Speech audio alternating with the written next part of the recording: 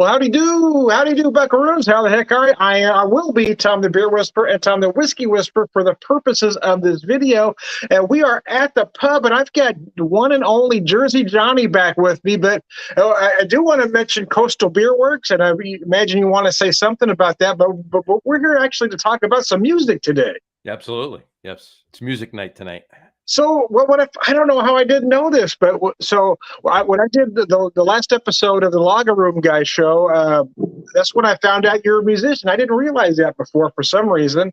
Yep. But before we get into too much of that, I want to make a comment here. Your sidekick, the Beer Samurai, when we talked about doing music, he's all he's going to want to talk about is Rush. So I want to address that first, and I'll tell you why. Because my very first arena show was in 1980 on the Moving Pictures Tour, Rush on the Moving Pictures Tour at Anaheim Convention Center in Anaheim, California. I was 15 years old for that show. That was a great show. Oh, man. So did you see him on that tour? I've seen Rush 20. So I say it as if I could see him again. Unfortunately, that'll never happen. But they're unless they decide to do something different. Yeah, I saw them. I've seen them 24 times. 24. Well, I've seen them twice. Starting on that concert tour. The last time was 86 though that I saw him. So you saw the Power Windows tour in 86 then. Yeah. Mm-hmm. Oh wait, maybe that's so what year was the what the hell was the name of that? Was it Grace Under Pressure? Grace Under Pressure came out in 84. Okay, so the tour was 84 to 85. So I saw them 80, 84, and 86. There we go. There you go. Gotcha. The memory's a little shoddy. The 80s were very good to me. 80s were very good to a lot of people. So I want to talk about your music scene in the 80s. And the reason for that is I never had a band as good as yours, but I had friends that played in a lot of bands that played Hollywood. So I'm coming from that West Coast perspective of the 80s when I saw a lot of the so-called hair bands, back in showcase clubs back in the 80s. But your experience is the East Coast. I'm curious what the difference between the two scenes were. Not a lot. I mean, there were a lot of similarities between the two. I never got to play out in any bands out in the West Coast. One of my co-hosts on the sports podcast that we do, the Get On With It sports podcast, we do, Harry Lugnuts. His name's actually Bernie. His mother didn't name Harry Lugnuts. That'd be brilliant if he did. All right, so that's his show name, but it's his name in his band. His band is called Log, and he is in Denver. He lives in Denver. So they're pretty big in the Denver independent music scene. They play all over the city and around from there. But he plays bass and sings, and he did that when we were together too. We were in many bands, he and I together. Most of them, he's a Rush devotee as I am, and a lot of the stuff we did was prog rock, a little progressive. Some had a little jazz undertone to it, but for the most part, it was progressive. And yeah, I was in so many bands in the 80s. But my point in telling you that is he actually is obviously not West Coast. It's not only out in LA like you were talking about, but certainly he has a little bit of the flavor of the Denver music scene, which is a little bit more, obviously just geographically west than the East Coast is, right? But for the most part, it was very similar. Let me backtrack real quick because I forgot to do what I always do to start the show is what are you drinking at the pub? And then we'll pick this conversation. So what are you drinking at the pub today? I just happened to pick it up. I drank this on one of your other Friday night shows once. Basically, a Manhattan, but replacing the vermouth with Amaro. So I'm having Hudson Baby Bourbon with Bully Boy Amaro Rabarbaro, which I've had on the show a couple of times. I love this Amaro. There's so many really good Amaros, but this one is fantastic. I've talked about it before with you, but just a couple of splashes of bitters, but nothing crazy. So that's just sipping on that little rocks, enjoying that. And I have some, depending on how long we go on the show, I have some extra ice with me, and I'll probably just pour a little more Amaro on the rocks if I finish this. Oh, there we go. Okay. Well, I'm having a cocktail that I sort of invented yesterday. I call it the Night In. Nice. I saw that. I saw when you put it in there. Yeah. I'm using, you know how I like to use local products whenever Sure. humanly possible. Mhm. So this is a local product to me. It's a very young. They don't call it a rusted bourbon, but it's probably right about that neighborhood if you know what I mean. Anyway, Mhm. it's just an 80 proof bourbon, but it's very good. But they also have this chocolate cherry whiskey at 80 proof. So I've got 2 ounces of the bourbon, 2 ounces of the chocolate cherry, you know, a few dashes, a few dashes of cherry bitters because I don't count them. I just, you know, and that's It's what I got here. I call it the night in a Collins bourbon cherry. So again, I'm nice. kind of curious the West Coast scene. So what were the showcase clubs like in your neck of the woods back in the '80s? Oh, they were great. And most of them are gone. It's a shame. They were so good. You know, a lot of them there were a few in Jersey we did because we're from Jersey, but we did a lot over in New York. One particular band I was in, I started mentioning it to you the other night, Brother Brother. We played. I was actually one of two keyboardists in the band. It was the '80s. A lot of keyboardists. There was, yeah. I mean, I was in two other bands and Brother Brother, and their other keyboardist was in two other bands and Brother Brother. So he and I tag teamed Right. the shows, and we did about 50-50 of the shows each other. But the other four members of the band, they were the steadies. That was their only band. Grabbed a couple of them here and there to do some recording on some other projects back in the day, but for the most part, that was their only gig. They really were concentrating on that, and we were good. We were good, and I think if we ever got signed, all six of us, we'd have just had two keyboardists in the band, right? They wouldn't have made the decision who goes and who stays, right? So we Well, would I have was just had, actually once in a band that actually had two keyboardists on stage. yeah, Yeah. that would have We been, kind of played different parts. It was like having a lead guitar player, and a rhythm guitar player. I was sort of the rhythm keyboardist. there you go, there you go. I just hit the chords while the other guy did the fancy stuff. That was kind of my forte. I mean, I could hit the chords. I just didn't have fancy fingers. So, and it was the '80s. You know, the keyboard parts were a little bit different. That was the age of Sure. experimentation with keyboard. It wasn't just about the piano. It was in fact the Cars were very instrumental in that Oh with yeah. Red Hawks because he would use just a Casio, and then you'd have these odd sounds periodically through the song Mhm. that nobody else had done ever before. Sure. I mean, when you talk about experimental keyboards, I mean, you know, we could talk about so many other people. The Cars is one of them, obviously. But you know, speaking of just Rush, and by the way, just a quick aside, Yeah. since I'm Jersey Johnny, and everybody knows I'm Jersey Johnny. Well, for those of you that don't know, everybody that does know, I'm Jersey Johnny because I live in New Jersey and I wear a lot of jerseys. I have many jerseys for many teams. This is my only musical jersey. This is actually a baseball jersey.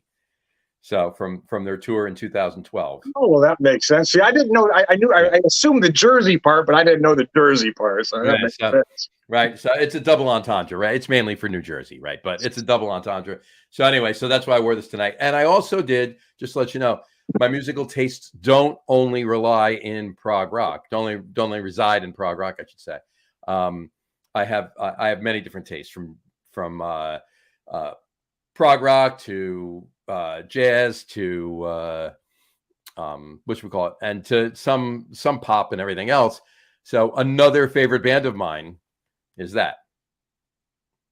Chicago. There you go, Chicago. There we So go. It took me a minute there to you read that, but there go. we There you go. go. I had to wear both. I had to wear the t-shirt under, so I had to represent both. And I wore it because it was a matching t-shirt, right? I'm kidding. There we go. I'm kidding. So, But we were talking about showcase clothes, but right. you played one of the iconic, Yep. or maybe one of the iconic is a good. Maybe it's the iconic New York Showcase Club. Tell us about that one. CBGB's, and for those of you that don't know, CBGB OMFUG stands for Country Bluegrass Blues and Other Music for Uplifting Gormandizers. Ask me what a gormandizer is. I don't know. I mean, I probably looked it up a couple of times, but I don't remember what the hell it was. Right? But Hilly Crystal was an interesting person. He was a great guy. If you ever get a chance, if you haven't watched the movie with Alan Rickman portraying Hilly Crystal, watch it. It's a great movie. It was brilliant. In fact, I thought all the parts were great. The only one I felt that was off was the Lou Reed portrayal didn't seem right to me. A little bit off, yeah. Everybody else seemed about perfect. I mean, even the Iggy Pop. I mean, everything seemed. Iggy Pop was spot on. Debbie Harry was spot on. Yeah, it was really good. But the Lou Reed I didn't buy. It didn't have the body type. Didn't look like Lou. No, it didn't. Everybody else was I mean, even David Byrne, you know, could have been David Byrne as far as I was concerned. They really found good actors to portray it. But yeah. Anyway, CBGBs. That was in the Brother thing. We were Brother was a band. It was kind of U2 meets the Doors, but not really heavily on either. It had its own sound. We had our own sound, but you could So more musically or lyrically? That's what I was curious about. Okay, really, that's what I was kind of getting at. If you had those kind of cerebral, Yeah. bizarre kind of lyrics going on. So it wasn't just music that you could hear U2 in and then hear like Jim Morrison singing over U2 music or anything like that. It was elements of U2 and elements of the Doors. And I mean, our lead singer definitely was, I mean, very, if anybody out there that actually did see any of our shows knows exactly what I'm talking about. I mean, he would be in the front on stage and looking just like Jim Morrison. I mean, he was just channeling his inner Jim Morrison for any of our shows. He was really good. Tim, Andy, Ernie, and Scott were the other four members. But we did a lot of showcases. We played a lot around New York. We played not only CBGBs, we played Kenny's Castaways. We played the Bitter End, the Bottom Line, the China Club, Cat Club, Metro Lounge. We played the Limelight, the VIP room in the Limelight a couple of times.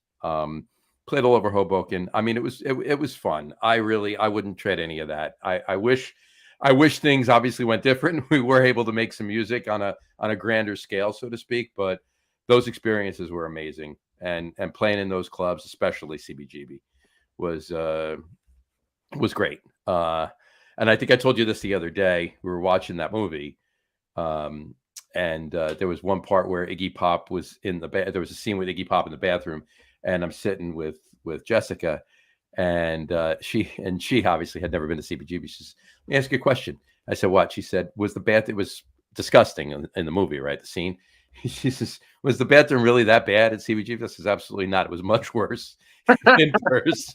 So it was. I mean, that's what they were known for, right? It was a hole. It really was. Oh God! But it was our hole, right? Oh mercy! That's what, the funny thing is I mean, I never played a club like that, but there were a couple clubs in Anaheim that were right next to each other called the Woodstock and Radio City, and they were I don't know about that bad, but they were bad as well. I don't know if that was just a showcase club thing. You know what? It kind of is, and they kind of wind up becoming them, and even if they aren't like initially, open to become that, it kind of does go that route, and it's just a culture, and there's nothing wrong with it by any means, but it's just where it drives it to. But I would imagine that there were at times, maybe not those, I'm not familiar with them, but I would imagine there were a few clubs that actually opened up and brand new, they looked old. They just started fit the bill, That's funny. So, as a keyboard player, since I'm curious, as a keyboard player, what were your influences? Oh, So I'm curious if we've got some crossover here. Certainly, you know what? I mean, I can say Rick Wakeman, but on a yes level, I was more of a Tony Kaye. Tony Kaye. Yeah. I saw Yes with Tony Kaye. Yeah, I saw Yes once, and I was fortunate enough to not see them early on and saw them late. I never saw them early. Yeah, I did too. I saw them on the Union tour, which was when they had everybody. Oh, right? Wow, it was Tony Kaye and Rick Wakeman. I saw them both together. Steve Howe and Trevor Rabin. But see, a lot of people don't realize that Rick Wakeman wasn't the original keyboard player. Tony Kaye was the original keyboard player. Yeah. But it was Steve Howe and Trevor Rabin, Bill Bruford and Alan White, two drummers. Then of course Chris Squire and John Anderson were. I mean, there was only one bass player. Yes, right. It's only one lead singer of Yes. It's got to be Chris Squire or nobody. Right, exactly. But in any event, I was fortunate enough to see him on the Union tour, so I saw them both playing. That was fantastic. But yeah, Rick Wakeman was an influence, but Tony Kaye was more of an influence. Some of the things that Geddy did, and by no means was Geddy a keyboard player. I mean, he was a keyboard player. Don't get me wrong. And I with all due respect, yeah, I know. He was an amazing keyboard player. He was a bass. Yeah, he was a bass player that played keyboards. Right? Or he is a bass player that plays keyboards. But in any event, and a lot of Keith Emerson. Keith Emerson, okay. Yeah. Well, what's interesting about what you're telling me, though, is a lot of rock and roll, or most rock and roll anyway, is based from blues. But prog rock is not. Prog Right. rock is based more on classical music, and a lot of folks don't realize that. And all the keyboardists you named were those classic rock influenced keyboard players, Hmm. Absolutely. Absolutely. rather than the blues influenced players. So for me, it was Pat Moraz was a big influence for me. Sure. Also, you play with the Moody Blues, but he did a lot of jazz. So I was kind of into jazz. So Chick Corea was a big influence for me. Chick Corea was an influence for me too. You know, like I said, I had other sides that I did some And other Alan Price from the Animals, because I Oh, love sure. his sensibilities, and John Lord from Deep Purple, because I love that he only played an organ and that's all he ever played. That was He didn't amazing. need 100 keyboards around him. He didn't have this massive set. All he played was an organ, and nobody did it better than John Lord. Yeah, John Lord was great. That was you. I mean, any of these guys are amazing, right? Yeah, Chick Corea was big. You know, and also like and like the Chicago side of things, Bob Lamb, Robert Yeah, Lamb, yeah. for Chicago. He was, you know, not as I can't say as, you know, and I don't want to use the word flashy because it really doesn't apply here, but for lack of a better term for right now, as involved as a keyboard player as you will, but he definitely had his own style, and I did pick up a lot of that for some of the things. Not certainly not some of the prog rock that I did, but some of the other styles that I had worked with. Um, I gathered from those guys as well. But yeah, it was amazing. So what did you? I'll let's turn it around really quick. What did you guys do? What were some of your like the bands you were in? What were some of the influences that you Well, were I'll doing? be honest, we were never very good. But so where I cut my teeth, I was kind of a learning keyboardist, right? So I had this old RMI electric piano and an old ARP string synth were my main boards, because I always had that kind of old style feel. I loved Alan Price of the Animals, you know, I love the old sound. But anyway, um, so the band that brought me in and really taught me a lot was that two keyboard band I was playing or was telling you about called Tuxedo, and they were a top 40 band. But then I got a friend that was a guitar player. So I had a bass player friend that worked at a record store, and he says, I got a guitar player who's looking for a keyboardist, and I think you'd be right for him, but he wants you to go audition. I said, okay. So I brought my keyboards to his place, and I had him play something, and I had him play it again. I had him play it again. I had him play it again. I had him play it about 5 or 6 times. And I said, okay, one more time. And then he hit it, and I started hitting a few notes. He was, okay, that's it. You're in the band. So here's the thing, though, and I want to be real clear about this. I was never very good. I just, there were certain things I knew how to do well. Mhm. Right, I can hit the chords, but I didn't have the fingers to do a lot of fancy stuff. So, which is okay with him because he was a lead guitar player that's all he wanted to do was play lead. So I basically played rhythm keyboard for most of our tunes, and we were sort of hard rock-ish. I mean, slightly heavier than Scandal, if that makes sense to you. No, yeah, that makes sense. Somewhere between Scandal and Heart. Okay, fair enough. I'm assuming you had a female front. Yeah, the girlfriend. Yeah, I was going to say, you don't position yourself somewhere between Scandal and Heart and have a male front. No, So, you don't. Well, I guess you could. Mickey Thomas. Sure.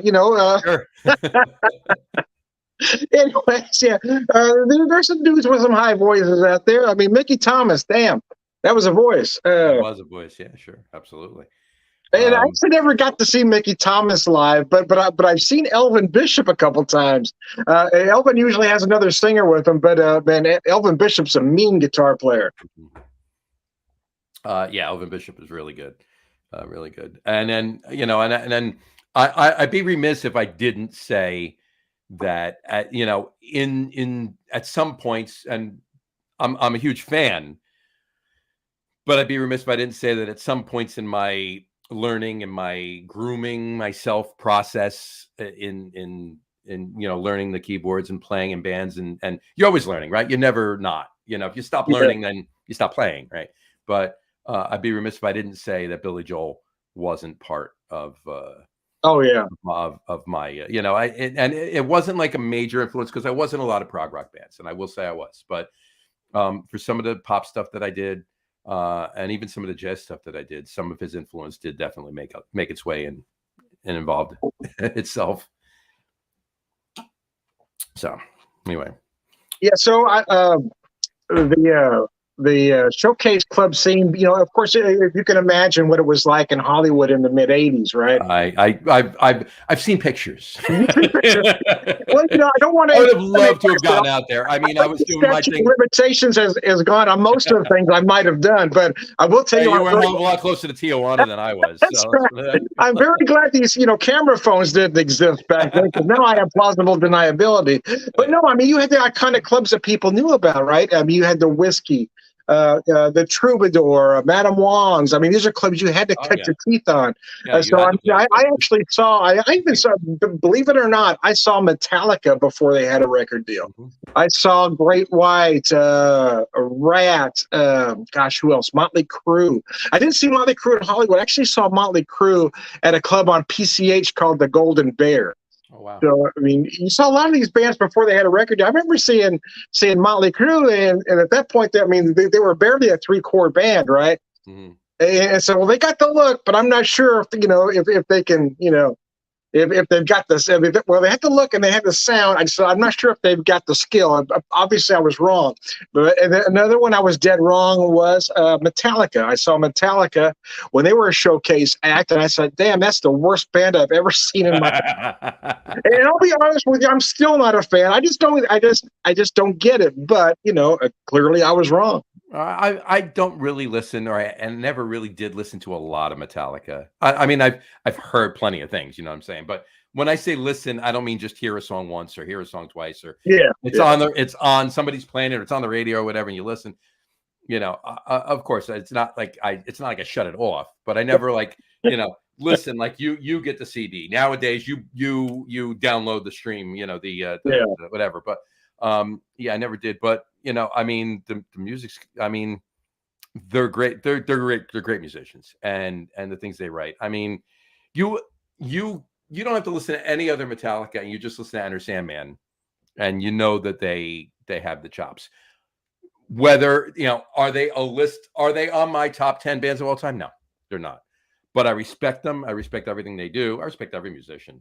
Well, the truth is, see, that's the thing, you know, and I feel the same way about athletes as well, to a degree. I mean, you hear about folks, well, this guy sucks. Well, he got to the pro level, so obviously he doesn't suck, right? Whether he's a top 10 quarterback, whether he's going to the Hall of Fame, doesn't matter. The fact that he made it to that level, he is good. So don't tell me these people suck. No. They may not meet your standards, but you didn't get that far either. And that's kind of how I feel about musicians. Right. I didn't get that far, so everybody's got a place, right? Sure. You got this many platinum albums, you deserve a certain level of respect, whether I get your music or not. Exactly. No, I definitely feel the same way.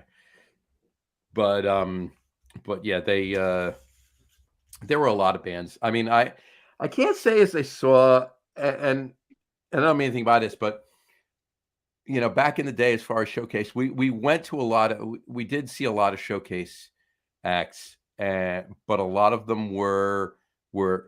I don't want to say family. I mean, because they weren't family, we're not related to them, but they were family as far as friends go. Family bands, you know, that bands like we know them. We've played with them. We've played with that guy. We played with that guy. And so we went and saw those showcases and everything. Yeah. And people, I mean, they had some interest. You know, they did they did enough locally, but nobody like I didn't see Metallica in a showcase like you said. You know, that kind of a thing. I will say one thing though. I mean, I have seen bands. The best place I ever saw Rush was Radio City, by far. End of story. Radio City Music Hall. Wow. Was the best place I ever saw Rush. You know, smaller venue, obviously less people. You know, not an entire arena where, you know, the acoustics aren't really great. But amazing acoustics, and as you can imagine, in Radio City. The Beacon Theater, and I'll talk about that in a minute. We'll get into like some other stuff because I seem to be just staying on the whole prog rock and Rush and all of that stuff. But we could talk a little Steely Dan if you want after that. Oh, okay. Right. Jeff Skunk Baxter. Mm-hmm. Jeff Skunk Baxter. That's all I'm going to say about that. Now the band eventually just became, you know, Mhm. just two guys. Mhm. For me, the best guitar licks in every album was always Jeff Skunk. Whenever Skunk played on Steely Dan. Yeah, we'll talk about that. Let me just finish my point. Oh, I'm But the sorry, I acou didn't mean to That's interrupt. right. You got me The on a acoustics in these smaller venues yeah. in Radio City, in the Beacon Theater, which we'll talk about in a minute, just amazing. Much, much, much, much, much better acoustics than in, like, arenas, as you can imagine. But I was only gonna say, just to finish up that point and that mindset, I did see in a small venue in New Jersey, as a matter of fact, called the Soap Factory, which we saw a lot of bands play in the Soap Factory, and then smaller ones and showcases and stuff. That was one good place. It was in Palisades Park, about 5 miles, not even 3 miles out of New York City, up in Bergen County. But saw Blue Oyster Cult play Oh, no kidding. Oh my at goodness. Okay. the Soap Factory. Yeah, that was quite interesting. And seeing an arena band that big play in a smaller venue like that, it was pretty cool. So how was that show? How was It it? was really cool. I mean, there was probably about, I think half the band was still in the band, the other half of the band was not. This is like 1989, 90 Okay. ish. Obviously they weren't. When they were filling arenas, they weren't playing small venues like the Soap Factory. So Gotcha, it gotcha, was gotcha. later on, right? Yeah. So, but still seeing some of the original members, and I mean, it sounded the same. I mean, they were spot on what they did, but it was pretty cool. It was pretty cool to see, to hear, Don't Fear the Reaper and Yeah. Burning for You and Godzilla and all those hits coming, in that small of a venue. So here's my Blue Oyster Cult stories. I saw them on the Revolution by Night tour. Mhm. So here's the thing: Fire of Unknown Origin was a huge album, Mhm. and then Revolution by Night comes out, and I liked the album. I bought it, but it didn't have the same commercial success. Right. So when they were touring that year, they were touring with Rainbow, who also had an album out, and I can't remember the name of it, but it wasn't quite as big as the year before. So they were touring as kind of dual The headliners. Joe Lynn Turner Rainbow. Yeah, Joe Lynn Turner Rainbow. So here's the thing: how they were determining who headlined in each city or each area was which album was selling better at that particular time. That's So great. can you imagine the egos that were going on? So here's what happened: Blue Oyster Cult was the headliner, which I was happy about because I was a bigger BOC fan than I was a Rainbow fan, or a Joe Lynn Turner Rainbow fan, I should say. So, anyways, so Rainbow comes out. Rainbow was, oh my gosh, Richie Blackmore is amazing. His live presence is like none other. He is just amazing. He Richie plays Blackmore's live on great. stage. Have you seen Richie play? I have never seen him play So live. here's the thing: he doesn't do this posing like everybody in the '80s did.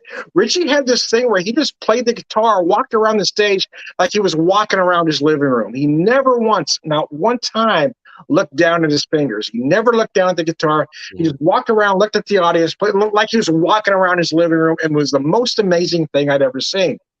But so you get to the end of the show, they go off, they come back for their encore, they play their encore. So and he changes the guitar, he comes back for the encore, and they play the encore, and he takes the guitar off. So I should add that they were playing two nights in Long Beach that night. Playing two nights. This was the first night. So he takes the guitar off and he chucks it into the audience. So can you imagine what kind of pandemonium that was? Sure. So we happened to have third row center seats for that show. So we were right there on top of it. And a friend of mine who was tall reached up and he got a hand on the guitar, and the string sliced his hand from here to here. It sliced the hell out of his hand. So anyway, to make a long story not quite as long, is that Richie was told he couldn't do that for night 2 of that show.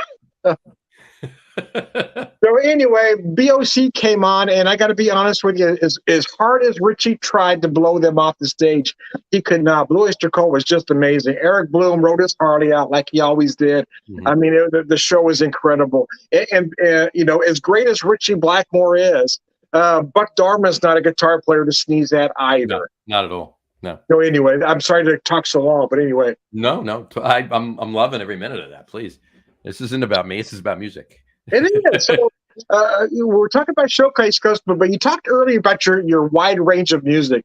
Now, are you on Spotify? You know what? I am on Spotify, but I wind up listening to Apple Music a little bit more. I'm an Apple Music subscriber, so what I'll do is it's very similar to Spotify or Pandora, any of those. Like I'll call up, like say I'm driving in my car, I got my Bluetooth audio on, and I'll tell Siri on my iPhone to play whatever song. But what it'll do is there'll be a song list continuing beyond that of all songs in that genre or similar to that genre or similar to that song. So I'll wind up listening to an hour's worth of music, and I only asked it to play one song, and it's gone through everything else. So yeah, it's kind of very similar to do that, and it's pretty cool. Well, But the only reason I bring that up is because Spotify does this thing, and they pop up your top songs, your 100 top songs of 2022, and they kind of give you this wrap up thing. And I crossed so many genres. I think I almost broke the algorithm. But some of my top five, I go from Mike Campbell to James McMurtry, which is kind of I don't know if you're familiar with him, but it's kind of I don't know, a little bit indie, I guess, but somewhere between country and folk, a little bit of rock and roll. I think I was on a Friday night where you were playing some of him. I think I've got Tina Brooks, True Blue, who's a jazz artist from the '60s. So my stuff goes everywhere, right? You can pop up a playlist for me, and you might hear Iron Maiden and Dave Brubeck right next to right next to your show. That's great. So that's the kind of diversity I got. So tell me again. The Number of the Beast right into Take Five. That's perfect. See, that's why I feel like I'm the best DJ for me. Nobody could, if they were on a commercial radio station, nobody would know the hell what to do at any given point. Exactly. But you were talking about your diversity, so tell me a little bit more about that. Well, yeah, I mean, I've like I said, Rush, and as far as my likes go, I'm not just even playing. My interest as far as music goes, there's obviously all the prog rock, like we said, Rush, yes, Pink Floyd, even to a point. Asia, I saw Asia in '82. Oh, really? Yeah. I took us to see Asia, and they canceled the damn tour. I was so pissed off. Yeah, it was the first tour for the first album, and it was one of the first gigs too. So it was at a place that no longer exists in Passaic, New Jersey, called the Capitol Theater. So a lot of bands there. In fact, the Brother band that I was in, the last showcase, the last rock show at the Capitol Theater was in I want to say 94, 93, 95, somewhere in there.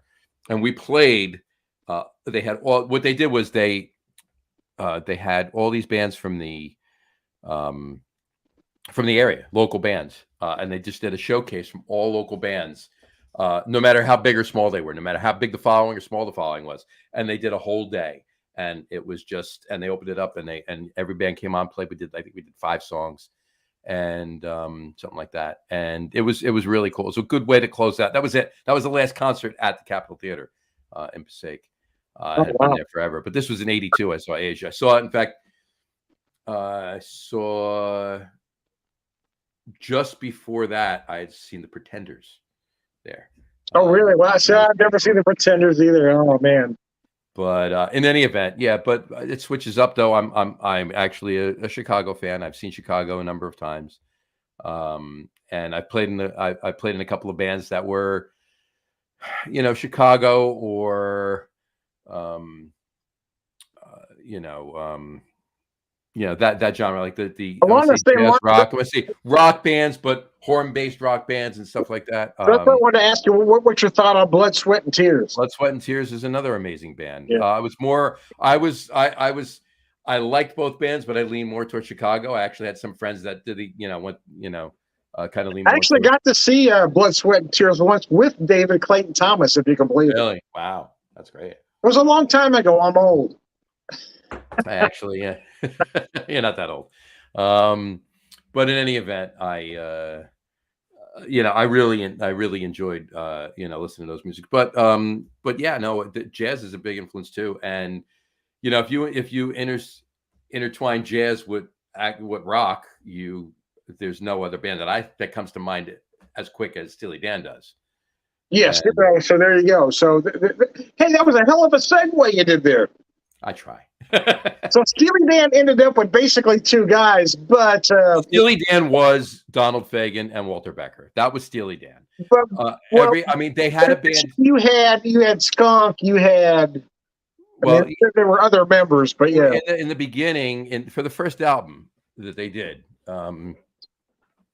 first two albums actually. Nah, the first album, album two, they did. They had a band. They had a band. They had then you had Can't Buy a Thrill. Skunk was right. Can't Buy a Thrill came out after that, and then what they did with that album. But they had Skunk. They had Donnie. Oh, what was Donnie's last name? Another guitarist. They had a band together. And I guess the point I was trying to make they was had another lead singer too, because they're you're right. Okay, there we go. Okay. Yeah, their first two singles from their first album was Reelin' in the Years and Dirty Work. And Donald Fagen sang Reelin' in the Years, but their other lead singer, who my senior moment, I'll use Google, whatchamacallit, was not sung by Donald Fagen. It was sung by I was on Dirty Work, but David Palmer. Duh. There you go. Okay. Palmer. I was like, it's right on the tip of my tongue, like duh, and it's a D, and I'm thinking Donnie because I was thinking of the other guitarist, but I couldn't think David Palmer. So I got David out. I would have got Palmer. There you go. There you go. But that was the only hit that they had that David Palmer sang, and then everybody said. Skunk had a particular sound, right? You knew every sound that Skunk played guitar on, from Steely Dan to the Doobie Brothers. You knew every song that Skunk played because he had a very particular sound. Reelin' in the Years, big hit for Steely Dan. I mean, the first 5 seconds of the song is just Skunk playing the lead in, you know. The funny part about that is, and I was too young to realize at the time, that's all jazz. Oh yeah. That's all. I mean, that's all improvised jazz. That's what Skunk was doing. And even through his Steely Dan years, a lot of folks didn't realize Skunk's a jazz player on a rock and roll album. Yep. And they all were, really, all of them. And I'll go back. I'll tell you one throwback story. Walter Becker and Donald Fagen met each other in college. They went to Bard College in Annandale-on-Hudson. See, early on, Becker was the bass player early on, though. He wasn't the guitar player. He morphed into playing guitar leads, but he was the bass player. He was originally the bass player because you had Skunk, you had the other guys, but yeah, he was the bass player. But they met each other in Bard College up in Annandale-on-Hudson in the 60s when they went to college. And the first band that they got together before, so it was you want to call it the first incarnation of Steely Dan, because it kind of went from there or whatever. But the first band that Donald Fagen and Walter Becker got together was a band called the Leather Canary. Oh, I didn't know that. Okay. Wow. That's interesting. Called the Leather Canary. And you'll never guess who their drummer was. Okay. Tell me. Chevy Chase. No. Oh, you know what? I think I've heard that now before. He went to college with them too. He was a little older than them. And he went to college with Donald and Walter. And I knew he did play the drums, though. Yeah, he was their drummer. He was a drummer. Yeah, he played in Chevy Chase, played in a couple other bands too before he switched the gears to acting and writing and comedy. Right? Yeah. Saturday Night Live. He was originally just hired as a writer. He was a writer, part of the cast, but he wasn't the original part of the cast. He was a writer. Season 2, first season. That was it. And that was it. Yeah, it was Weekend Update. Yeah. Mm-hmm. Well, that was the whole thing, though, because like one of the writers of the head. I'm Chevy Chase, and you're not. Yeah, that was brilliant, right? It was beyond genius, everything he did. But he was one season, and that was it. But it always wound up going to one of the writers or the writers, or at some point the head writer. But yeah, there was always writers. Well, they all wrote, right? Everybody wrote. Yeah. All of the cast members wrote at least one skit or parts of a skit with somebody else for SNL, but it's crazy. But yeah, so if anybody ever asks you who the original drummer for Steely Dan was, and you say Chevy Chase, it's tongue in cheek because he really wasn't, but you're not wrong. So technically, you're right, but yeah, that's funny. But anyway, after Can't Buy a Thrill, they morphed into a studio band. They never toured. They didn't tour. They didn't tour again until the 90s when they got back together, because they, after Gaucho and it came out in 80, they went and did their separate things. Fagen released The Nightfly. Had a few other albums. and Becker went and did some other solo stuff and moved to Hawaii, and yeah, and then they got back together in the early '90s, and I saw their first incarnation when they got back together. They didn't get back together as Steely Dan. They got back together as the New York Rock and Soul Review. I do remember that. Yeah, that's funny. Yeah. That was a great show. It was Donald and Walter. It was Boz Scaggs, Michael McDonald, Phoebe Snow. So everybody from that sort of soft rock / jazz era, right? Yeah, exactly. It was really cool. And talking about bands that were more studio, more of a studio band, Alan Parsons Project. What are your thoughts on them? Oh yeah, Alan Parsons was great. I always said he was ahead of his time. Like me too. I was a huge fan, man. Yeah, huge Alan Parsons fan. Breakdown is one of the best tunes ever written, in my opinion. I mean, both musically and lyrically. And of course, everybody in the entire world has heard "Eye in the Sky" about 47,000 times. Okay. Well, it was a good pop tune, but you know, there are others. So, Psychobabble. Mm-hmm. Lyrics. So for lyrics, I mean, that tune was a genius. Right. Yeah, they were that whole that whole project. But so they had the best musicians available, right? Sure, yeah, as did Steely Dan. And I was just going to say to not to go back to Steely Dan, but that's what they did. No. They went and Fagen and Becker were really, you know, big time focused on just getting all the parts down and just going crazy with everything. And every album was a project. I mean, they would take 8 months to come up with to finish an album in the studio and I'm exaggerating a little bit, but maybe not so much really, but they bring in the best of the best. And, you know, like Asia was probably the best selling album, right? Kind of the knock on them was that the reason they didn't play live was there was no way you could recreate some of that. You couldn't. No, but there was, but yeah, like Asia came out in 77. It was probably the best 77. Was the best album. My favorite song from that album. I love Peg, man. Peg's a great song.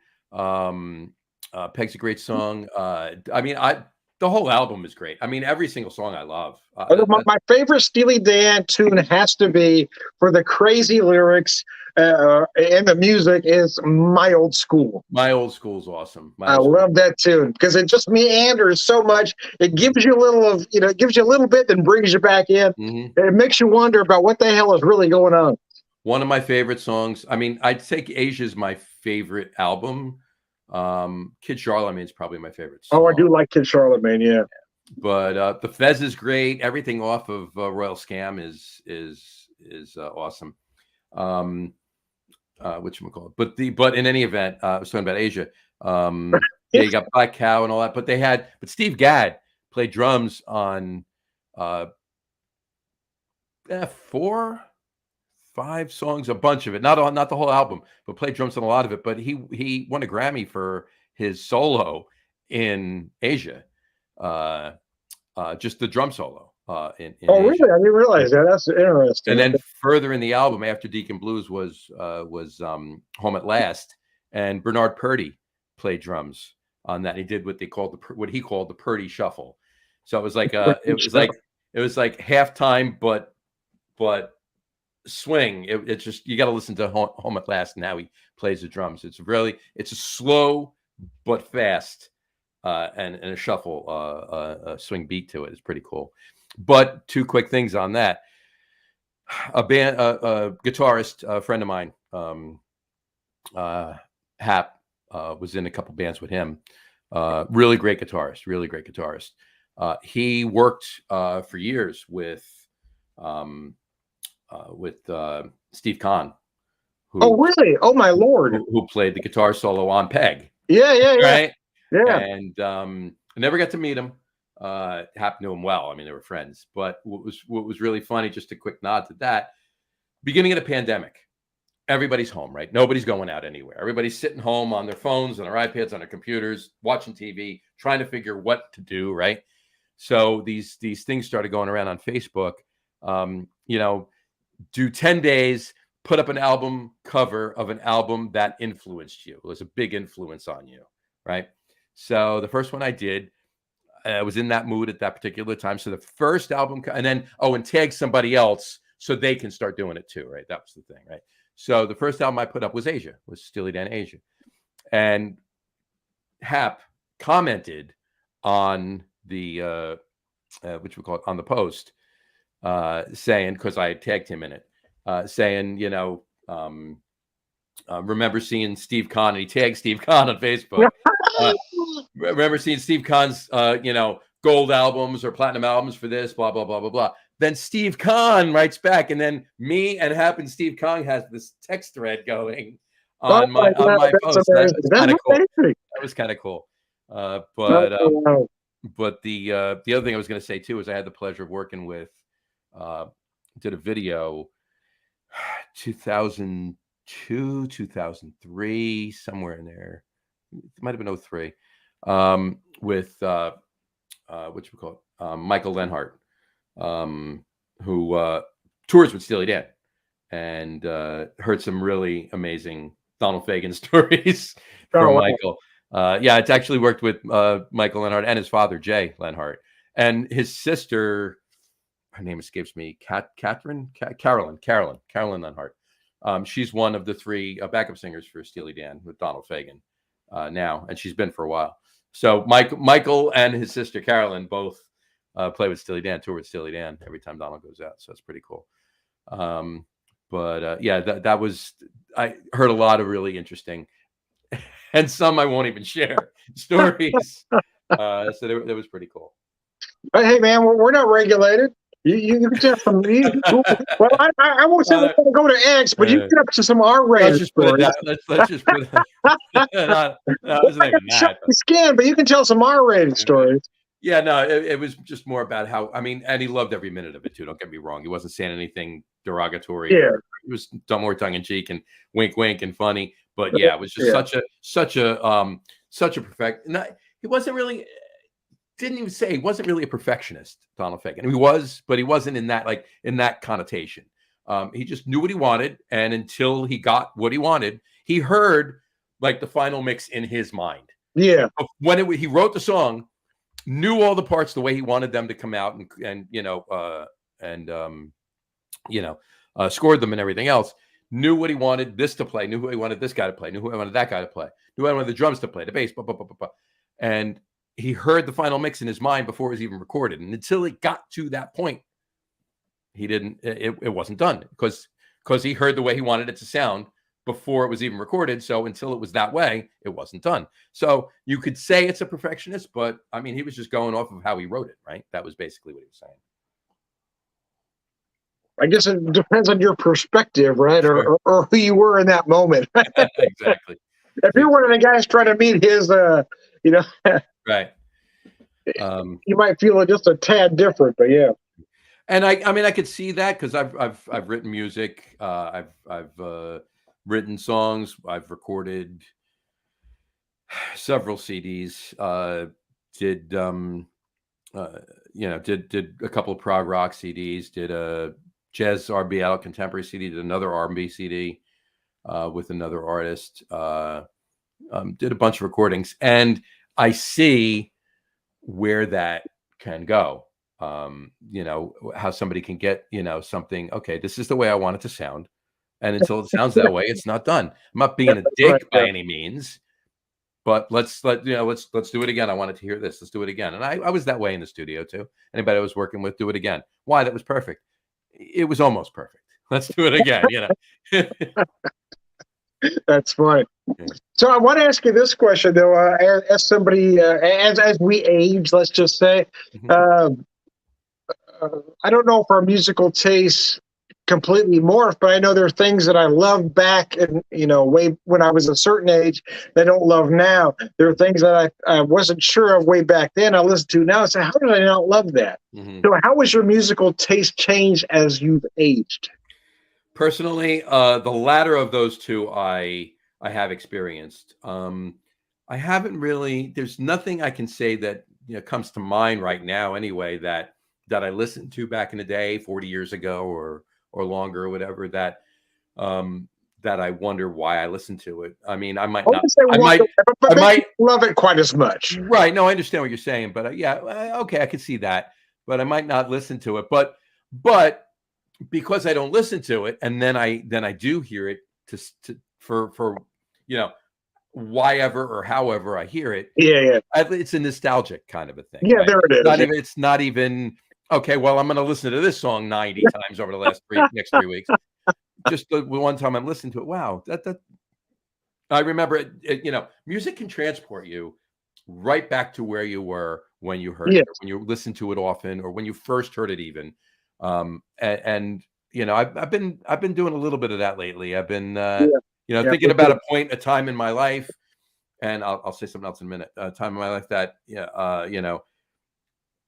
happened or that happened, or even revolved around, like, for instance, like, I'll give you, for instance, like, the Giants won Super Bowl 21, Mhm. right? So something got posted on Facebook. It was 30, 36 years ago today. It was a couple weeks ago. Like 36 years ago today, the Giants won Super Bowl 21. And so I got in the mindset of, okay, what was I doing then? So I wound up within the next couple of days listening, just, by going on, Apple Music and playing, or while I was driving or something, playing songs that I was listening to then. So, and it kind of just brought me back to that, Moment. Yeah. late January, early February 1987 kind of thing. But so that's what I mean by that.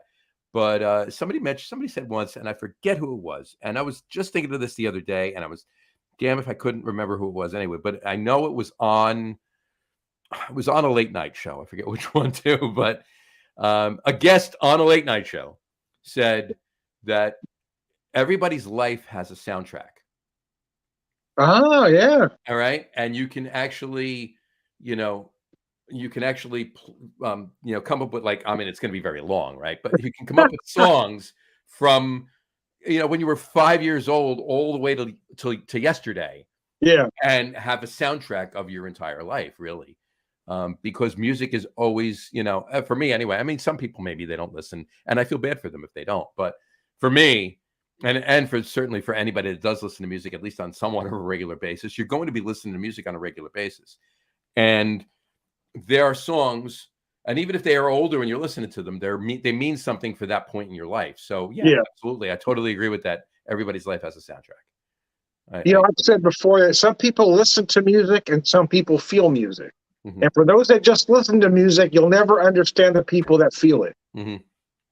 So, 100%. so for me, it's a whole Words other of wisdom level, right right? there. A certain song will make the hair stand up on my arms. It'll bring tears to my eyes.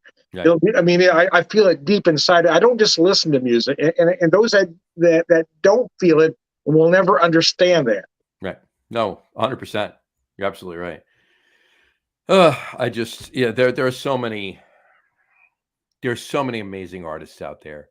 And and I got to be honest with you. And I've been struggling with this, and this is kind of part and parcel of where you were going, or at least I think you were going with that. And I'm sorry if I'm jumping the gun, because you didn't, No, no, you you're didn't good. actually physically ask the question yet. Okay, go ahead.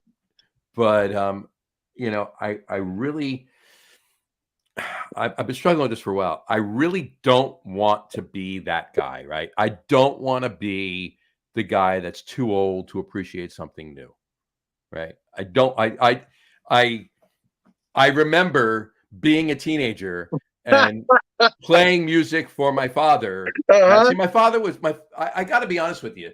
Some of my most earliest musical influences, I gotta credit my father to, because he was a big fan of music. He was never a musician by any means, but he was a huge fan of music.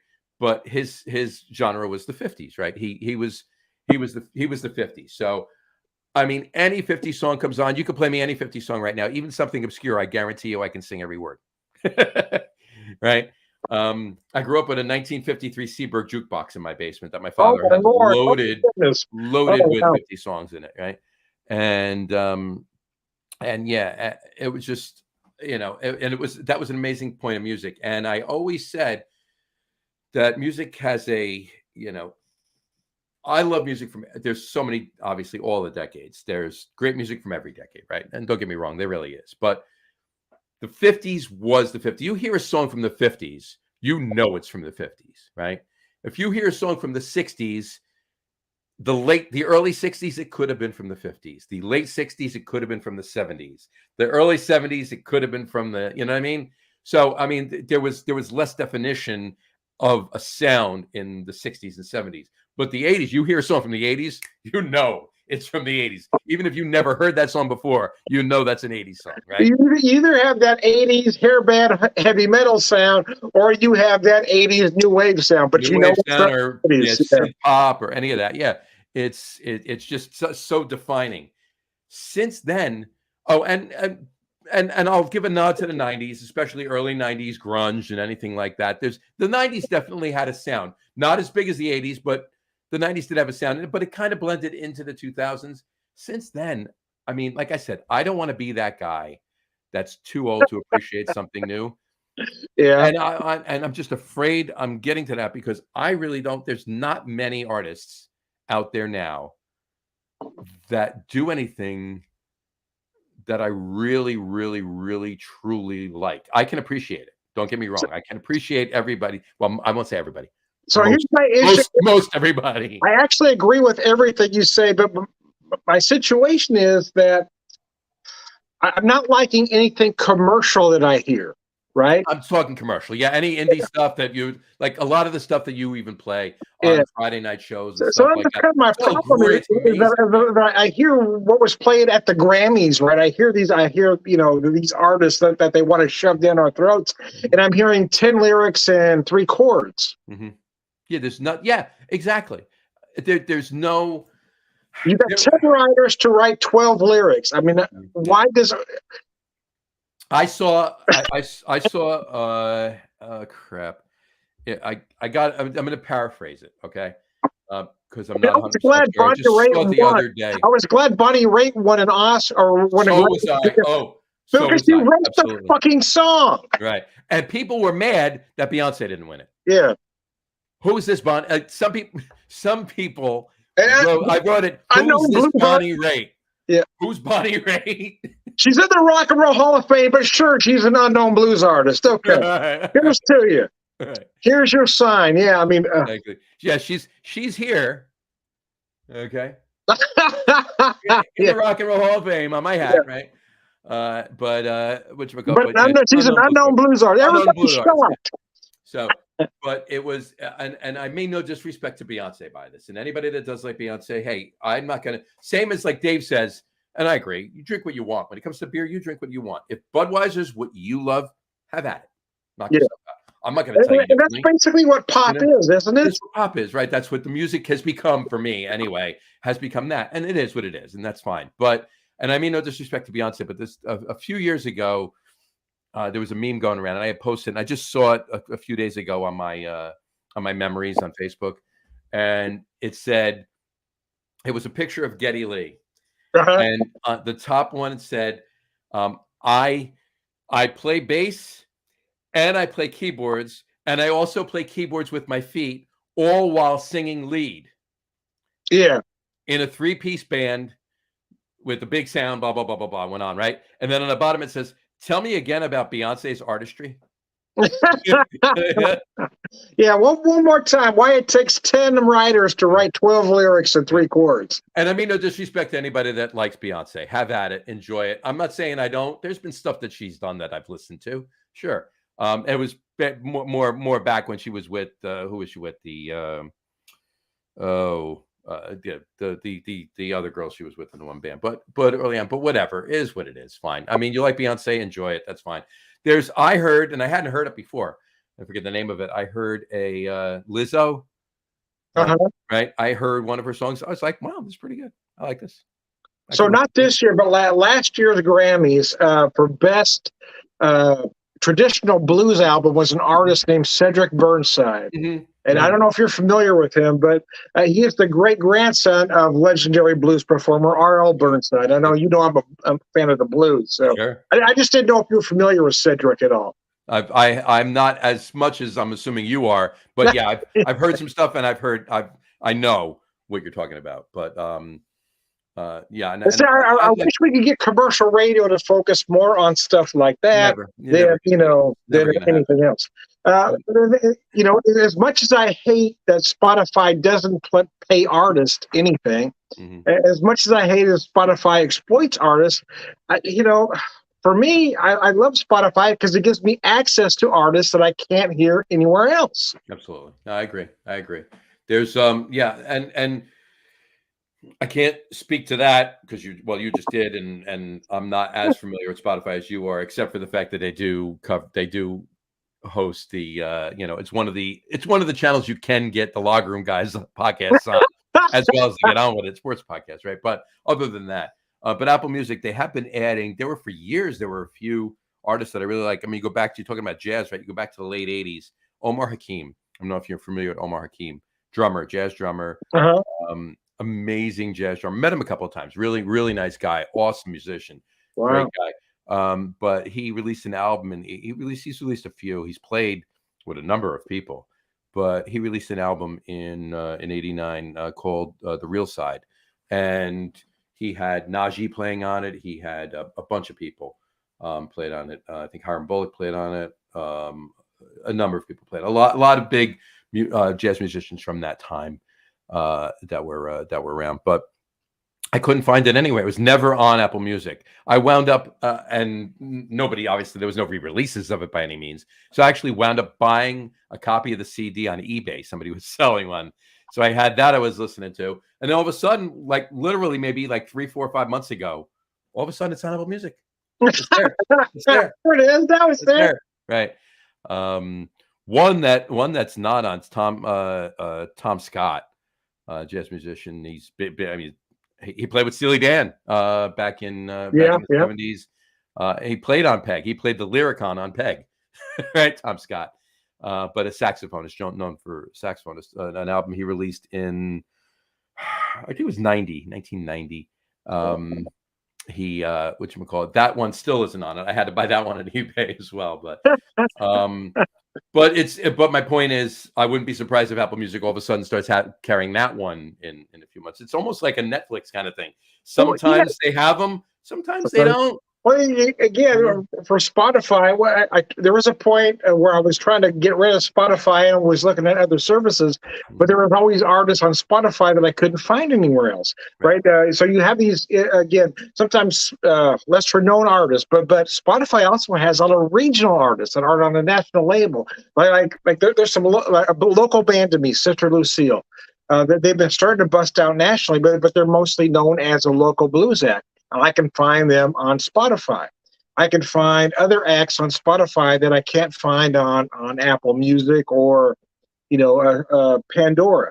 So that's one of the reasons why I stayed with Spotify, so I can listen to the music that I want to listen to. Right, and that's a great way to do it. And I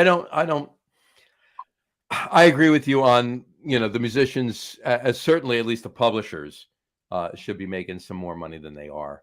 If the artists weren't doing any publishing royalties, then it doesn't really matter for them at that point, right? Because they're not getting any. I mean, if their contract says that they get a cut of the publishing, that's a different story. But if it's just strictly the publishers, but anybody do money should get money from Spotify. Spotify's making money. They're either making money, they're making a lot of money, or they're making money in the ads. So they're making money. Give the people that are the reason you're making money some money. See. That might be the right way to go. I mean, when the whole Neil Young thing came about, when Neil Young pulled his music, I started looking at other options, right? Mm-hmm. So I subscribed to the pay version of Pandora because I had the free version, because the free version doesn't allow me to do what I'm able to do on Spotify, which is basically make my own playlist, right? Mm-hmm. I can be my own DJ on Spotify. Right. So, and I can't do that on Pandora. So I did the pay version, but Pandora didn't have, there were so many artists that I have on Spotify that I couldn't get on Pandora. And that just pissed me off. Yeah. And Amazon Music is the same way too. Years ago, I mean, I've been a Prime member, right? For years. And yeah, me too, with the Prime member, you automatically have Amazon Music, right? Years ago, there were so many artists in Apple Music. There were some that weren't, but there were so many artists in Amazon Music. And then they came up with Amazon Music Unlimited. Right? Okay.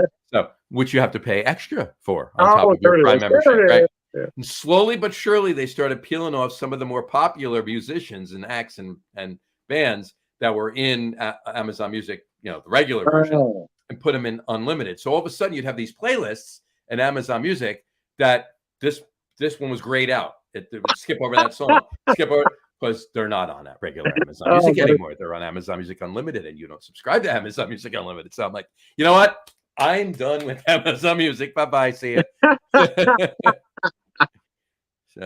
So do you have any stories of some musicians you've met over the years?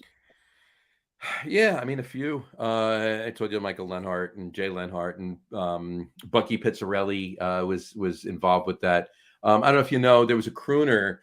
He still comes out with some stuff now. Peter Cincotti. When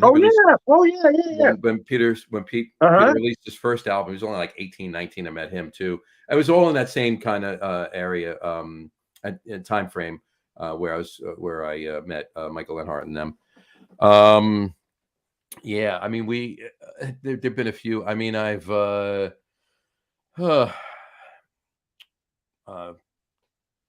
I almost I'll tell you this quick story.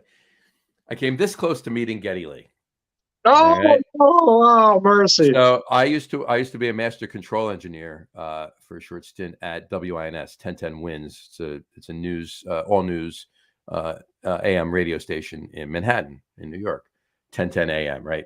And it was also worked at 1050 AM after that. But and when I was at 1010, 1010 Wins was upstairs. We were on the 10th floor of 888 57th Ave, 57th Street, and downstairs on the 9th floor was WNEW 1027 FM, sister station, both owned by CBS.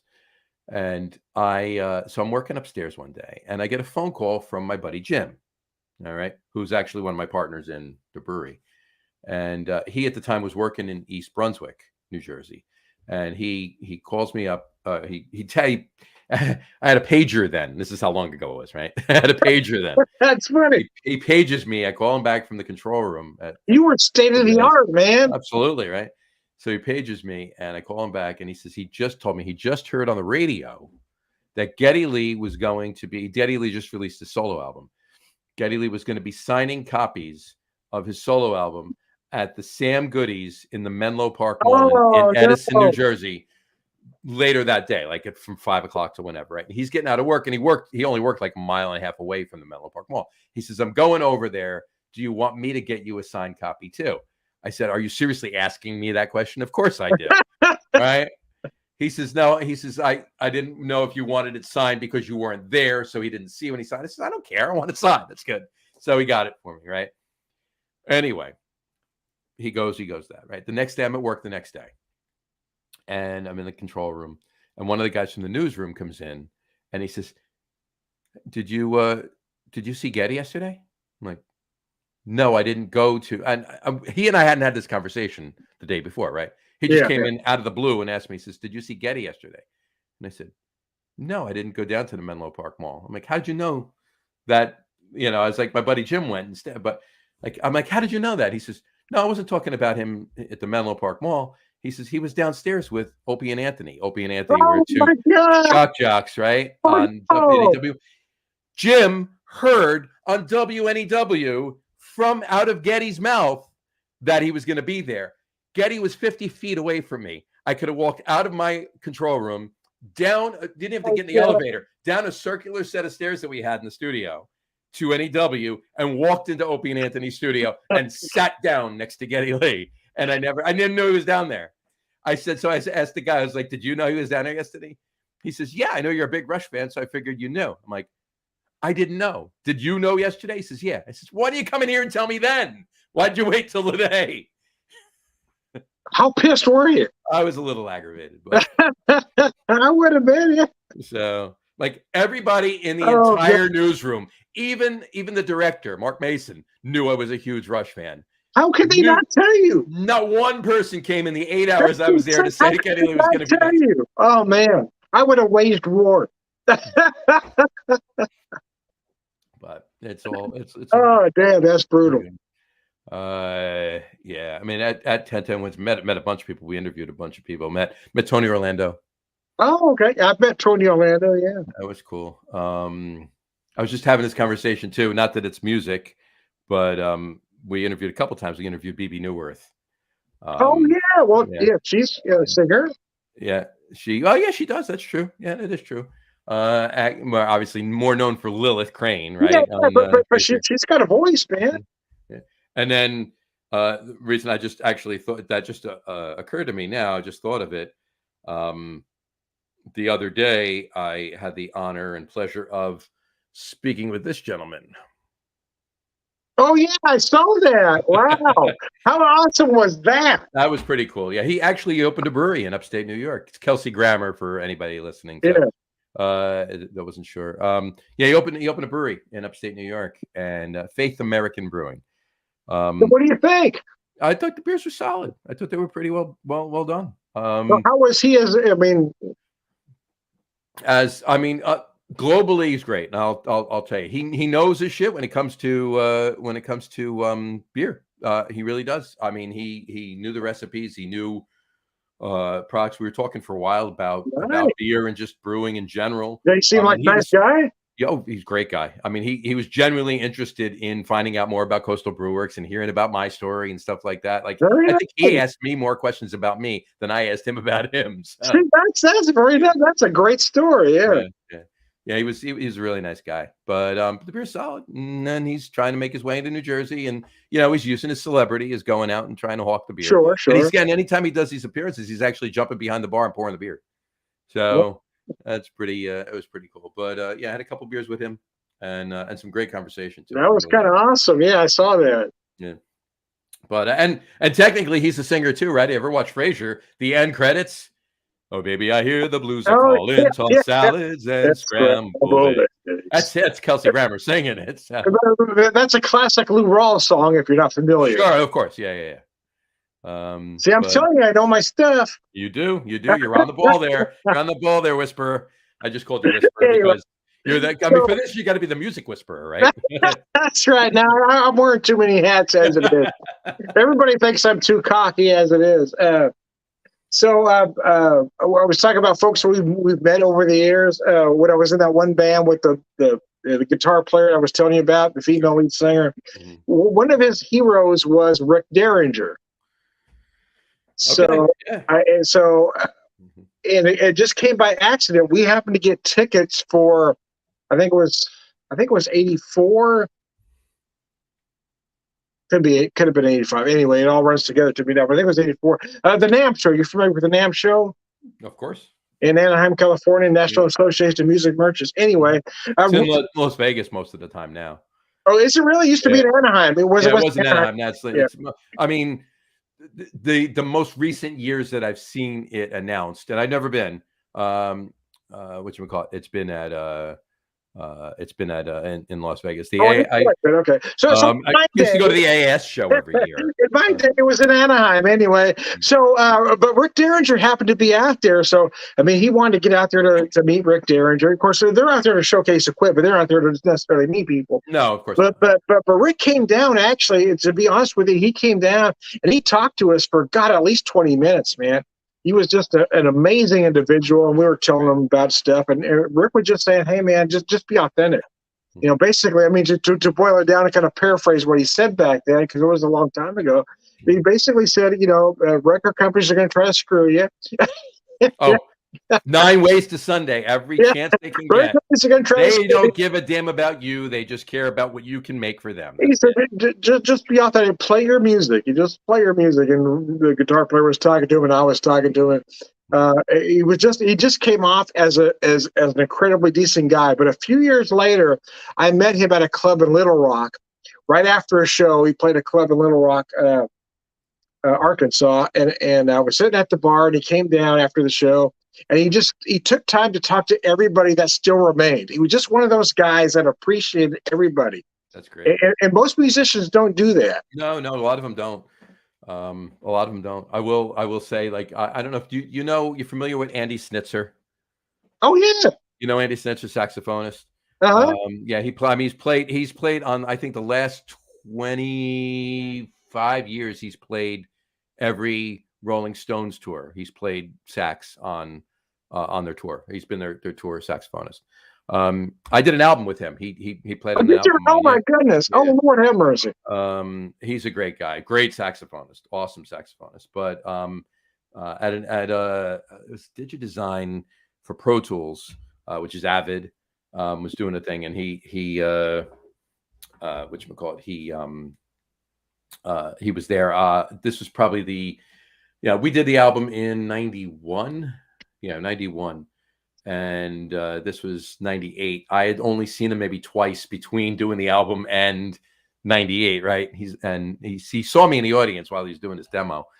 And I walked up afterwards, and we almost went up doing another one. He actually just came back maybe like 2 weeks earlier from a tour with the Stones, and he had to do another album because he was signed to I forget the name of the record company. It started with an R. It was a Warner Brothers derivative. Reprise. Reprise. Yeah. And he had already had 1 or 2 albums out, and a third one was due, and he had no material because he was on tour so long. He hadn't written anything.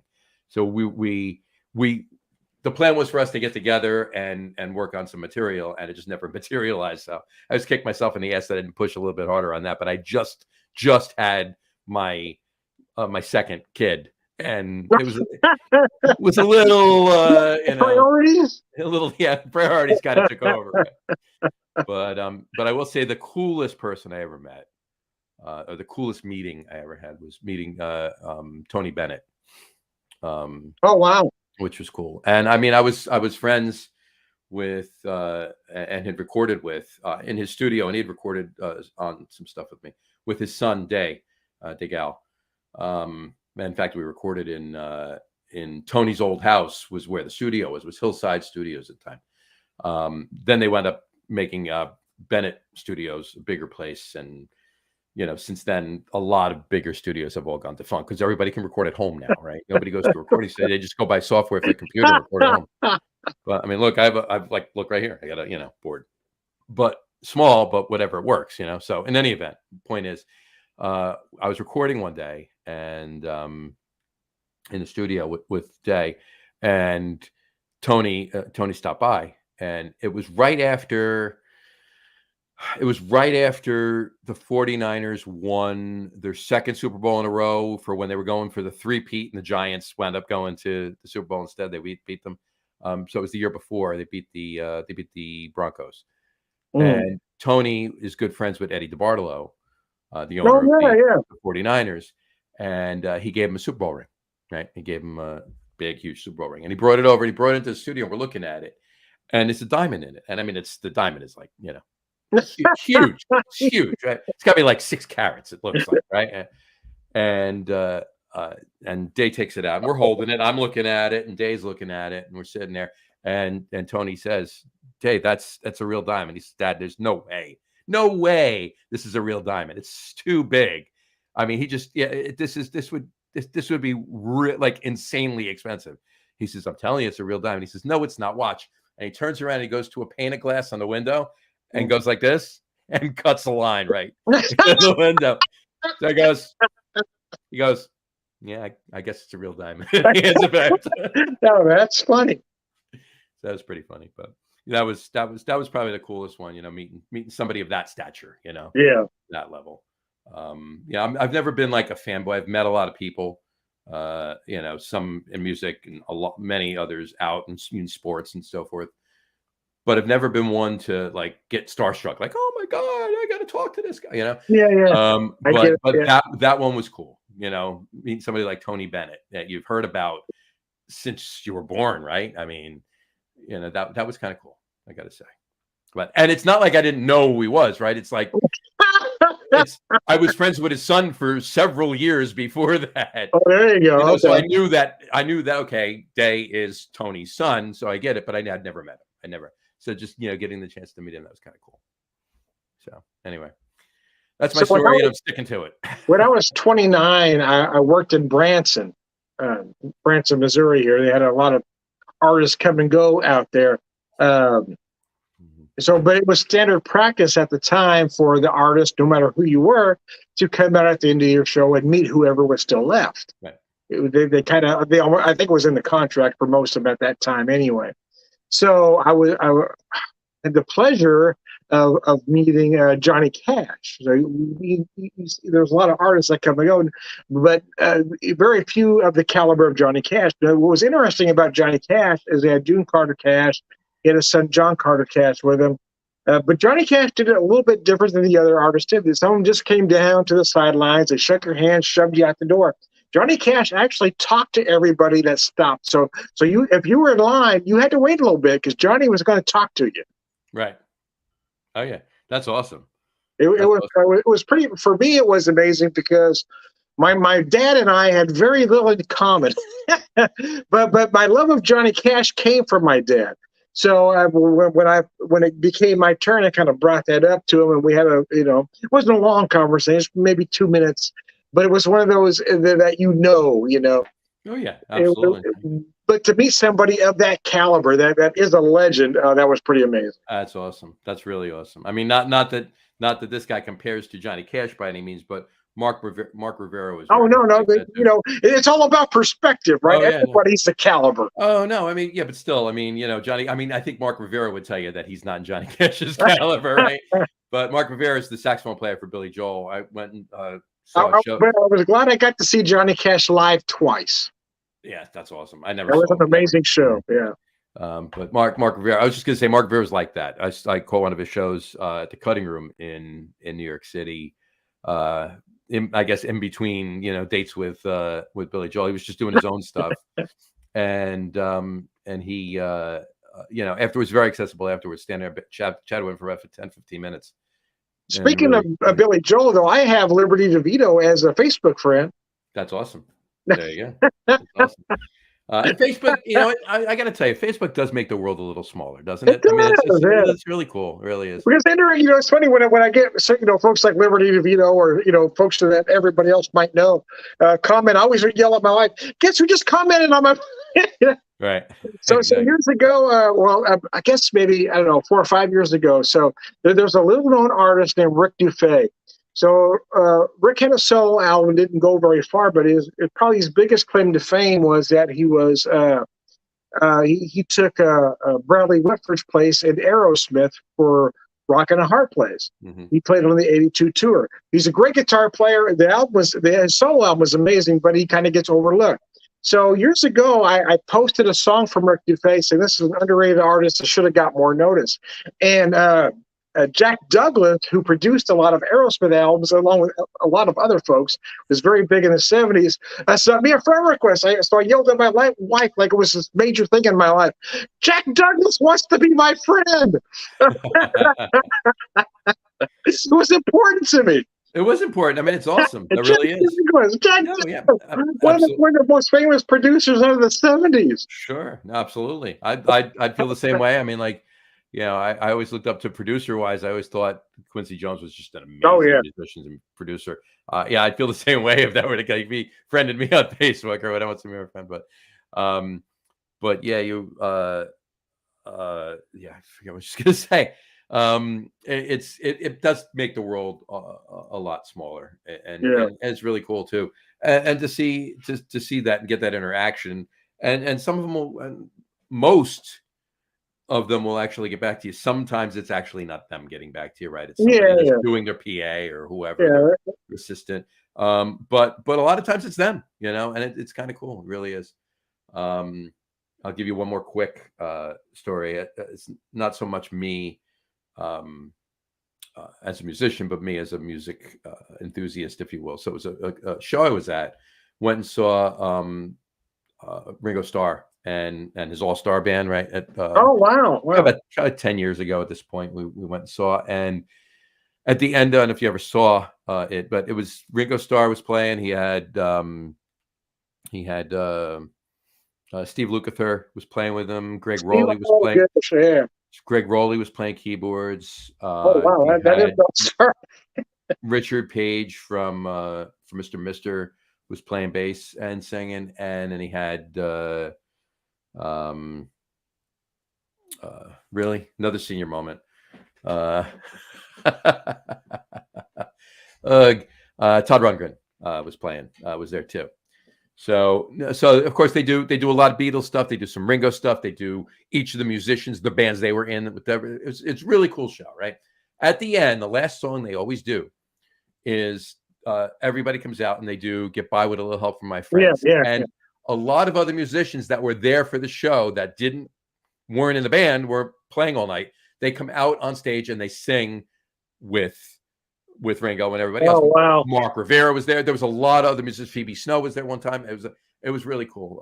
Not that concert, but another one. But that one, all the way to stage left, whatchamacallit, was this one guy, and all of them got gathered around. Like there was like 6 people on one mic, right? Everybody was like together, right, singing the song. All the way to stage left, there was a one guy standing by himself singing, and he had scraggly gray hair, gray scruff, a faded gray t-shirt, ripped faded gray, a black t-shirt, ripped faded black jeans. I'm looking, I'm like, who the hell is that guy? Because I could pick, I could say this, that's that guy, that's sort of blah, blah, blah. A couple I didn't know, but I'm like, who the hell is that? And it had to be the guy I was with. I'm like, we were with another couple, and one guy said, who do you think that is? And we decided, like, we came up with the decision was that he was a roadie, right? And he was invited out to sing because, I mean, it was what it was, right? So anyway, this is at the Beacon, right? The Beacon Theater on Broadway in New York. And so the show's over. We get downstairs. We had another drink at the Beacon. We're hanging out for 20, 25 minutes, and we leave. And we walked out, made a right, and then made a right to go over to Amsterdam. And we went around the side of the Beacon. And by the stage door was this guy, same guy, right? He's talking to a couple people, but he's leaning by himself, and he's smoking a cigarette, and he's just leaning there. And as I get closer, he looks at me. We caught eyes, and he says, "Good show?" I'm like, "Yeah." He says, "How's it going tonight?" And he starts a conversation with me. So I talked to him for like 2-3 minutes as we were like making our way through the crowd. I was like, "Well, you have a good night now. You too. Take care. Thanks." Really nice guy. Still figured he's a roadie, right? Okay. Walk away. Long story a little shorter, like you said before. The woman that from the other couple we were with did a little Googling the next day. It was Billy Squier. Oh, you're kidding. Oh, my word. Didn't look a thing like Billy Squier. It was Billy Squier. Yeah. But he was a nice guy. Yeah, he was a really nice guy. I love Billy Squier. I actually got to see him live once. I was a big fan back in the day. I have his first 4 albums, if you can believe it or not. I was a big Billy Squier fan. Yeah. I saw him in 82 or 83. I think it was 82. I saw him. Yeah. I saw him. Gosh, I can't remember. I think it was 82. So he was opening for Queen on their. Well, they didn't tour for Hot Space, but it was the year they put out Hot Space. Right. They didn't play any songs from that album, but it was that year. So I think it was 82. Mm-hmm. It might be 83, but I don't remember. Anyway, but I just remember at the time, Billy Squier was asked, a lot of folks were saying, you should be headlining the show. He says, no, Queen is a legend. I'm honored to be here. Mm-hmm. I mean, he always seemed like he was a very humble guy. Sure. And you got to be. You really do. I can't see any other way to do it. Humble for me is the best. And most everybody that I've had any interaction with, or at least even know of any interaction, they all are. They're down to earth. I mean, I always said, somebody that's famous, depending on what they're famous for, of course, right? I mean, there are other areas and issues, right? But somebody that's famous, a musician, a sports figure, an actor, actress, whatever, right? There's only two differences between them and me, and that's A, they probably more than likely make a lot more money than I do. Yeah, well, let's hope. And B, more people know who they are. And of course they have an amazing talent too, right? But I'm talented at things, you're talented at things. They were able to focus and harness their talent and take it and capitalize on it in that respect. Yeah. And I'm not putting them down for that matter, but I mean, kudos to them for doing that. But the main differences would be more money and more people, more notoriety, more people know who they are. Other than that, what is the difference between me and that person? We're both people, right? So that's my point. I'm kind of circling back to being humble, right? As somebody, no, I've never been approached by anybody of stature by that means that actually gave me the opinion that they were better than me. No, I have to agree with you, to be all honest. The folks I've come across, that folks would consider famous. No, I don't have any negative things to say about anybody, to be honest with you. Of course not. Yeah. So there you go. Well, so anyway, I want to appreciate Mr. Jersey Johnny for jumping on with me to have this impromptu. So here's the thing. These shows are always meant to be just kind of an honest, organic conversation. But I will say that the topic, we knew we were going to talk about music. Where it was going to go in the particular topics, we had no idea. It just kind of happened. But I want to appreciate Johnny for coming on with me and just talking about the old days. Because I think even though you were on the East Coast, I was on the West Coast, we shared some of the same, I don't know what the right word is, but I don't know. Just I guess maybe the feeling at the time, what music is then to what it is now. I guess that's what I think is different. Is music today doesn't seem to have that same heart. No, it absolutely doesn't. And you're absolutely right. And the East Coast, specifically New York and that area and this area, has had its own vibe back then. Had its own or organic thing happening when it came to music, when we were doing our thing back in the day, right? And LA, certainly, while you guys were out there in Anaheim and everything else, that had its own thing. But I mean, when you stripped it right down to, not the obvious things that why you were in California or the obvious things that I was in New York, but the actual bare bones of what was going on, it was very similar, similar experiences, but similar to the point where they can marry each other and argue over why music today doesn't have as much heart as it used to have, more as much substance. And maybe that's so. I think we could do an hour and a half just on that alone. So because I'm going to shut this down because we could talk for another hour about. We'll do it again. We'll do it again. We'll circle back. Music doesn't have the same heart. Why does it take 10 writers to write 12 lyrics? Right. We can definitely talk about that again whenever you want. You let me know. Johnny, man. I know you got things to do this evening, but I appreciate you hopping on with me tonight. Have a good one, man. Stay on the air just for a second. I want to say something at the end, but anyway. We're gonna end this. I'm gonna go to my usual spiel. I am Tom the Beer Whisperer, Whiskey Evangelist, Beer Evangelist, prolific beer drinker, prolific whiskey drinker, for beer wisdom and all around good guy. Johnny, you got any last parting shots? Just enjoy whatever music you want to enjoy. It doesn't matter what anybody else thinks, what I think, Tom thinks, anybody else thinks. Enjoy it, whatever makes you the person you are. That when it comes to music, and for that matter, beer and whiskey too. But specifically for tonight, when it comes to music. You do you, and don't let anybody else tell you otherwise. That's it. But we'll circle back around on another later date to talking about the substance of music. Yesterday versus today, and again, it's all speculative. It's all what's the word I'm looking for? Third senior moment of the show. It's all opinion, right? It's all it is. It is what it is. But yeah, we can talk about that. But just like I said, you enjoy whatever music you want to. If you enjoy, I know my kids were born in the early '90s, late '90s, 2008. My older daughter loves the Beatles. Took her to see Paul McCartney. Oh, that's nice. I like it. Loves the Beatles.